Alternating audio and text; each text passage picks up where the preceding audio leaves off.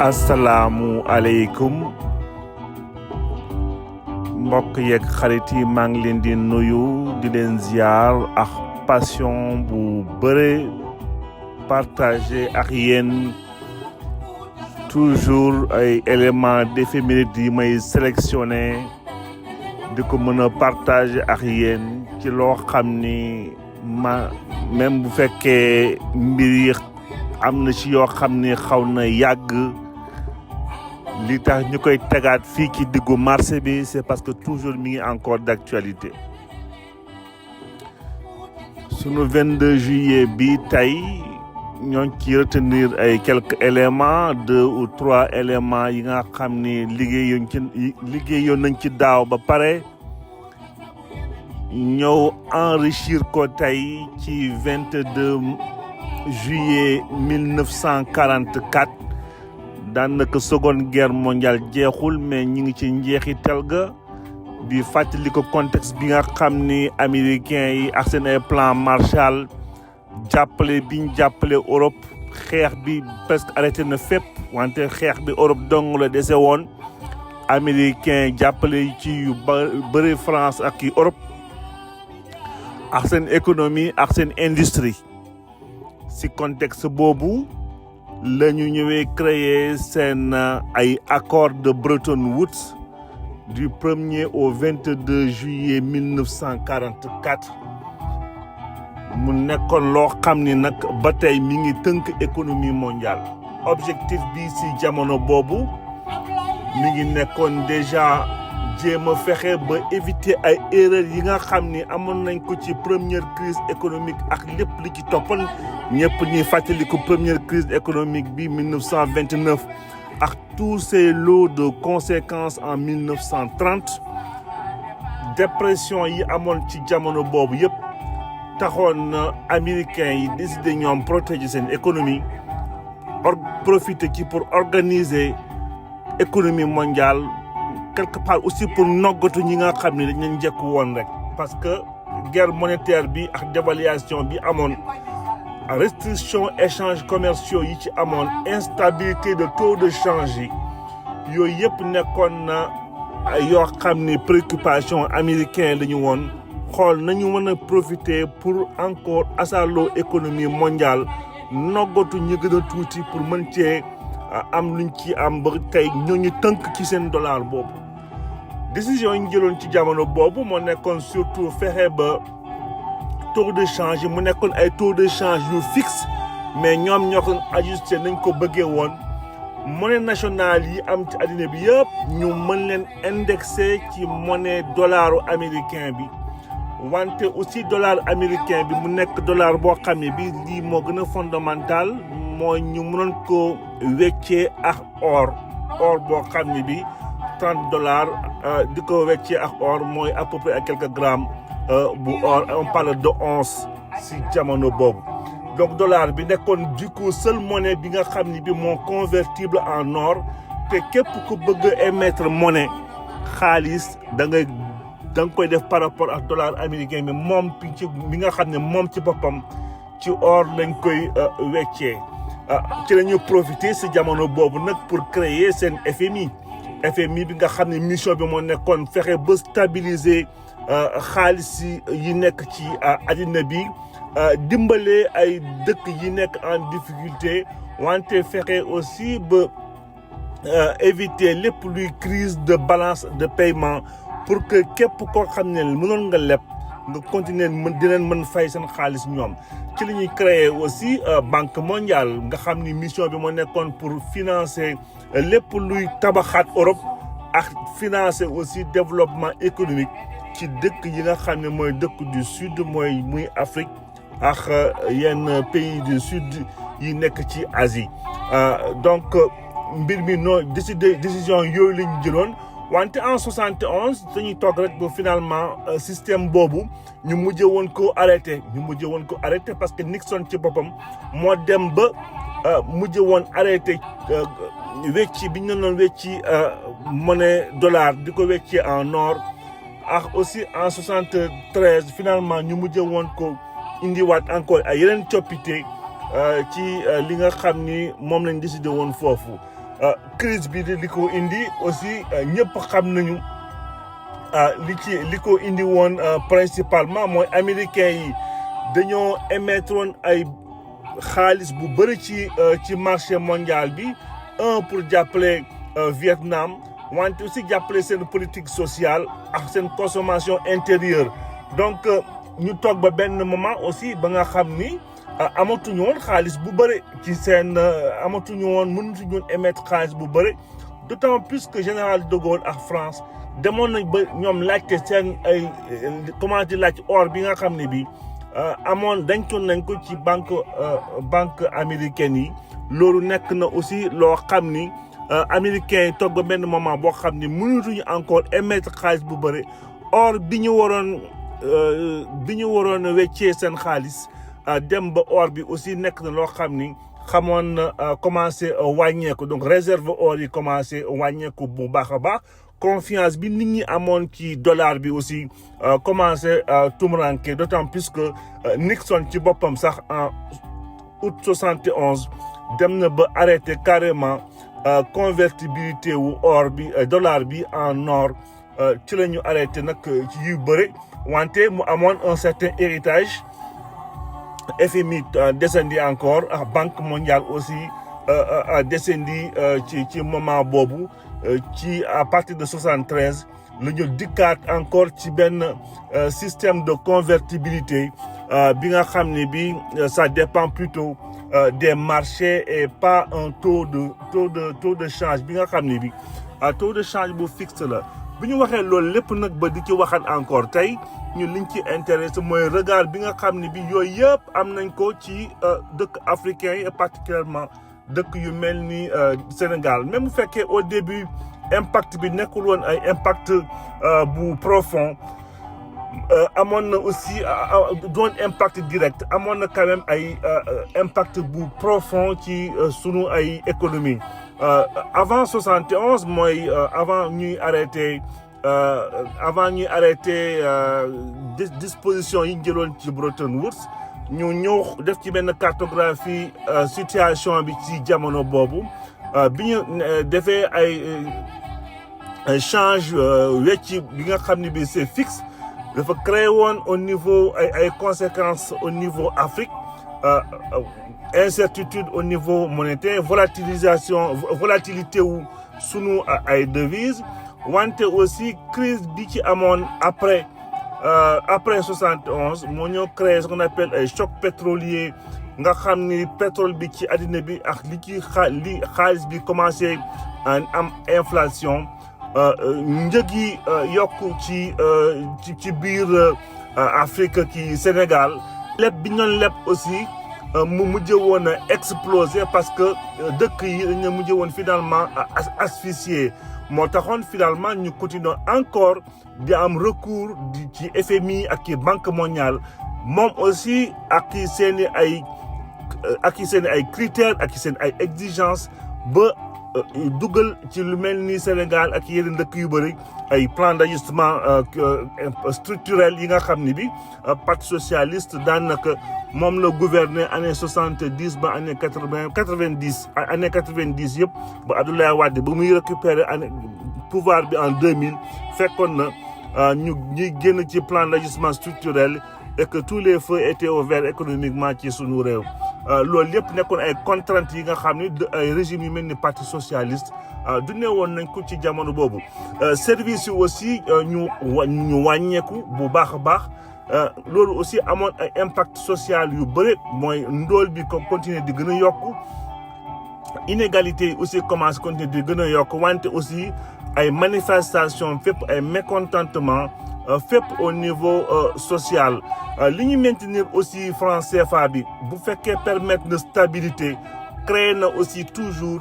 benn genre dépendance bi nga xam ni bi pays africains yi ak seen lu mel ni Sénégal continuer nañ encore ba tey di ko am ci FMI ak Banque mondiale même bu fekkee franc CFA bi garantir na leen benn genre stabilité monétaire il faut toujours ñuy delluwaat ci marché yi particulièrement FMI ak Banque mondiale ak yi seen ay lot d'exigence pour di leb ci ay taux yi nga xam ni moo leen di tënk ba toujours leen asphyxier li ñuy wax service à la dette mu nekk loo xam ne toujours da leen di gàllankoor ci seen économie nationale et loolu aussi li ñu tënkee pouvoir politique yi di leen defloo n'importe quoi ba askan yi à un moment donné gis ci seen bopp ba li xew Mali xew yeneen dëkk yi AES yi ba li xew Sénégal ñu mujj yegg ci situation bi nga xam ne bi même économie dañuy xaw a compliqué dañuy xaw a sooxe donc institution Bretton Woods ñoo ngi ko créé woon ñoo leen créé woon en 44 ñu suspendre ay dispositions yu bëre par rapport ak convertibilité bi ak taux de change bi nga xam ne bi dafa jógee fixe mu nekk bu variable par rapport ak marché yi wante en 71 Nixon ak ni mu arrêté convertibilité bi en or moomoon ay coppite yu bëri yi nga xam ni wante loolu balaa ñu koy def fekk na ñu émettre xaalis bu bëre ba defar seen économie au niveau ci seen biir réew noggatu ay dëkk yu bëri ci àddina bi balaa ñuy arrêté seen disposition Bretton Woods yooyu ba li économie du mondial di dundee nii tey américain ñooñu ko tegoon depuis 1944 ñu continuer encore di def référence ci dollar américain bi fekk na ñoom tabax nañ seen réew ba pare donc loolu lañ doon introduire tey sunu éphéméride yi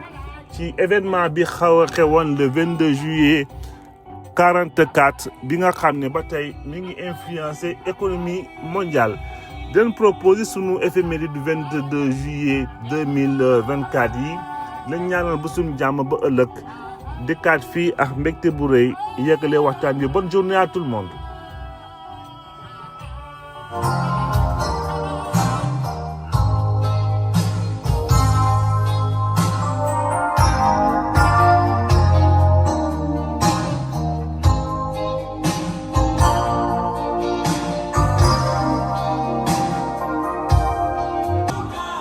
Commencé ko 2016 bi ñu inauguré fii hôpital Dalal Jàmm bi nga xam ne ñoo ko créé woon en 2011 ba ñëw ci cérémonie de remise de drapeau national 4e contingent Sen FFPU jeexale ci inauguration ñu jàppee ko prétexte rek wante di inauguration en 2018 président Macky Sall ak président chinois arène nationale donc nekk na benn programme bu xaw a léger tey ñu aborder ko tranquillement ci sunu semaine donc te ñoo inauguré hôpital Dalal Jàmm nag ñoo ngi ko créé woon donc depuis 2011 ci nguurum Abdoulaye Wade foofu ci Guédiawaye nekkoon centre hospitalier bi ñu érigé ci 10 hectares mu waroon am capacité wu lu toll ni ci 300 lal war a dem ci juróomi téeméeri lal j'espère que depuis boobu léegi d'ailleurs évolué na mu waroon nekk benn centre hospitalier bi nga waroon am transplantation rénale benn héliport ba benn unité de traitement bu cancer et un pôle mère-enfant xam nañu aussi du yàggul aussi créé nañ fa loo xam ni par rapport ak transplantation par rapport à comment on dit fécondation in vitro lépp yi nga xam ne mooy jàppale fertilité wu jigéen nga xam ni nekk na loo xam ne ay traitement yu jafe la ay traitement yu lourd la ba ci infusion matière kii moelle épinière bi nga xam ne bi ñi nga xam ne moelle osseuse plutôt ñi nga xam ne souvent dañ ci am ci feebar yooyu. hôpital Dalal Jàmm nag malheureusement am na ay événement yu doy waar yu fa daan dégg ay jamono notamment li nga xam ni émouvoir noonu opinion publique ci lu yàggul trop mooy ndaw si doon matu ba mujj fa ñàkk bakkanam ñu jàpp ne nag lépp négligence la woon wante comme malheureusement dañ nekk ci dëkk boo xam ne bi justice xawoon na fa sooxee ba ci ay jamono ba tey ñoo ngi ñu dénk rek négligence amu fa woon mbir yi noonu la waroon demee donc di regretter situation bu demee noonu wante hôpital bu nekk foofu ci Guédiawaye ci zone de banlieue ak bokk ci rare hôpitaux plateau médical bi nga xam ne bi niveau 4 la lu am la ci sunu réew li ci am rek ci ëpp mooy moyen yi nga xam ne war nañ ko garantir mooy moyen financier ak moyen au niveau personnel médical qualifié wante aussi discipline bi nga xam ne bi sunu population yi aussi war nañ ko am aussi bien patient yi que liggéeykat yi nga xam ni ña nga fa de di jaar rapidement ci 22 juillet 2016 cérémonie de remise de drapeau national 4e contingent bu Sen FPU 2 war a ñëw foofu ci renforcer mission multidimensionnelle intégrée des Nations Unies pour la stabilisation du Mali. On parle notamment de la MINUSMA bi nga xam ni ñoom Sénégal ñu ngi fa yóbbu woon ci cadre bi di toll ci téeméer ak ñeenti fukki doomu Sénégal ñi nga xam ne kii di Oumar Mal directeur de police moo leen dirigé woon. Sénégal yàgg na dem ci ay théâtre d'opération pour indi fa sa participation au nom de notre diplomatie ña fay liggéey nag ñu doon mobiliser foofu dinañ kontaan ci ay quelques miettes yu ñuy jot wante li ci ëpp état du Sénégal am na ci ay taxawaay boo xam ne bi ba léegi ñoo ngi fàttaliku d'ailleurs événement 91 jàmbaar yi nga xam ne ba léegi ñu ngi taw di seen ginnaawu peyor wala en tout cas seen ay waajur ñoo ngi daw ci seen ginnaaw indemnité yi nga xam ni war nañ ko fay seen doom yi nga xam ne ñi ngi fa jóge woon ba ñàkkoon fa seen ay baxat jeexale sunu éphéméride ci 22 juillet 2018 président Macky Sall ñëw ak homologue chinois bi ñëw inauguré arène nationale nag duñu ci sori trop parce que liñ ci xaw a metti toujours tey Sénégal kenn kàppaalu kenn mënul taxaw ba mun la exactement ñaata la arène nationale bi ñaata la coûté kii Sénégal parce que bu ñu waxee don chinois ci bu jar ay 5 milliards parfois am na ay yeneen chiffres yu circulé ba ci 22 milliards ay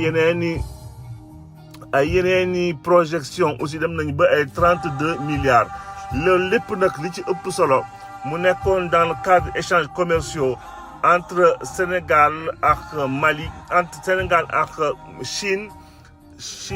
nekk depuis quelque temps après France deuxième pays buy exporté buy ñëw di am ay relations commerciales ak ci Afrique donc nekk na deuxième fournisseur bu Sénégal li nga xam ne importation yi nga xam ne toll nañu ba 227 milliards de francs CFA ci entre 2013 367 milliards francs CFA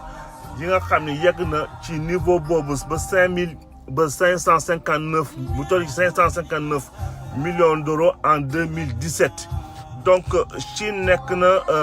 partenaire très privilégié ci sunu jamono bi sunu réew ak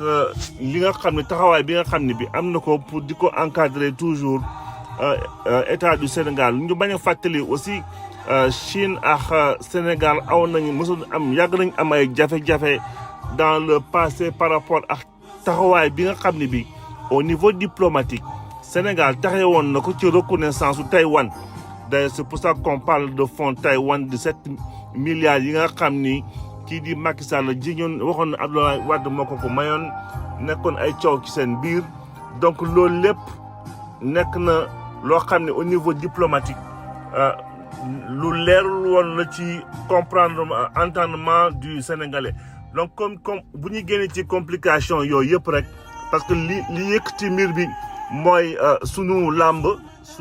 nekk na loo xam ne ci sunu culture la intégré bu nekkoon loo xam ne traditionnel la woon mu jaaroon ci ay mbapat boo ne ay mbapat mooy ay combat yi nga xam ne dana ñëw après saison des pluies muy nekk ci ay dëkkaan yi mu ci boo demee ba Ndar ba Sine Saloum ci dëkku séeréer bi ci Casamance ñooñu ñëpp vainqueurs yi daawoon nañu am ay cadeau yu bëri ci ay bàyyi ma yi nga xam ne daawoon nañ leen jox ak ci ay céréales ak lu bëri nga xam ne loolu leen gagné ci jamono boobu succès bi nag di commencé di law ba ñu ràññee ci woon ci ñi nga xam ne ñoo marqué woon suñu lutte sénégalaise ba ci Falaye Baldé Double Less ba ci Mbaye Gueye Tigre de Fass avec son petit frère Moustapha Gueye ba Manga 2 bi nga xam ni bokk na ñoo xam ne ñi nga ñoom mandargal évolution wu sunu lutte sénégalaise bii ba mu yegg si ci loxoy Tyson bi nga xam ne moo ñëw nag gën a yëkkati cachet yi ba ñu toll ci ay millions de francs CFA xel bi delluwaat aussi ci Gaston Mbengue mi nga xam ne moo accompagné woon transformation boobu donc entre autres ñi ñu mën a citer fii ci ñi nga xam ni jëloon nañu nekkoon nañu roi des arènes donc di ko citer fii rapidement rek c'est-à-dire que depuis 86 ba 99 Manga 2 yoroon ko à partir de 99 nag ci la ko Tyson détrôné ba 2002 jox ko Bombardier ba 2012 jox ko Yekini ba 2014 Balla Gaye 2 2018 Bombardier encore ak 2019 Eumeu Sène bi nga xam ne moo ko mujjee woon na transmettre en 2019 kii di Modou Lo